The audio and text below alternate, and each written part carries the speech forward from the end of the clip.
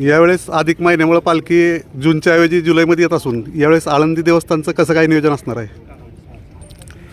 आपण जो प्रश्न विचारलेला आहे तो बरोबर आहे. यावर्षी जुलैमध्ये पालखी आळंदीवरून पालखीचं प्रस्थान होत आहे आणि पहिल्या आठवड्यामध्ये पालखी निघत असल्यामुळं पावसाची दाट शक्यता आहे.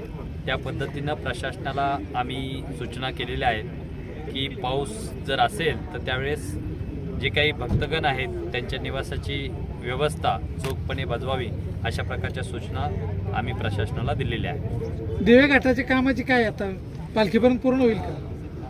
आत्ताच NHIचे जे काही अधिकारी आहेत त्यांच्याबरोबर आम्ही चर्चा केलेली आहे आणि जास्तीत जास्त कामकाज पूर्ण करण्याच्या दृष्टीनं त्यांना सूचना दिलेल्या आहेत.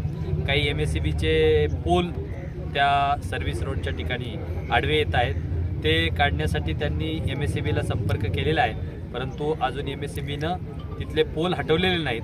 निश्चितपणे आम्ही संस्थांच्या वतीनं माननीय जिल्हाधिकारी साहेब यांची भेट घेऊन त्या ठिकाणचे पोल तात्काळ हटवण्यात यावे अशा प्रकारची मागणी करून त्या प्रमाणे NHIला ते सर्व्हिस रोडच्या कामासाठी मदत करणार आहोत, जेणेकरून कुठलीही अडचण येणार नाही. पालखीचा हा कमी पडतोय.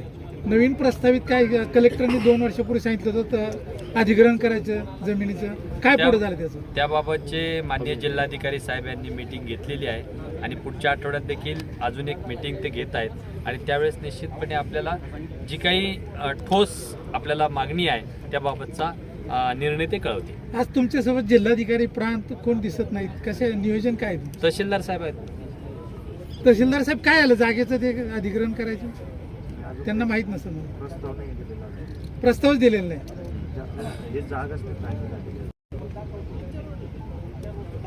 यावर्षी वारकऱ्यांची संख्या वाढण्याची शक्यता आहे, साधारण काय अंदाजे? नाही, आपण जर पाहिलं तर दरवर्षीप्रमाणे यावर्षी देखील पालखीमध्ये जे काही भक्तगण आहेत त्यांची वाढ अपेक्षित असते आणि त्याप्रमाणेच प्रशासन असेल संस्थान असेल तयारी करत असते. निश्चितपणे यावर्षी देखील पालखी सोहळ्यामध्ये भक्तगणांची वाढ ही राहणार आहे.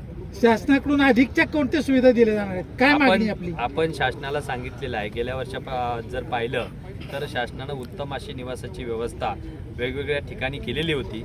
यावर्षी देखील त्याहून दुप्पट व्यवस्था करण्यासंबंधीच्या सूचना आम्ही प्रशासनाला दिलेल्या आहेत. थँक्यू.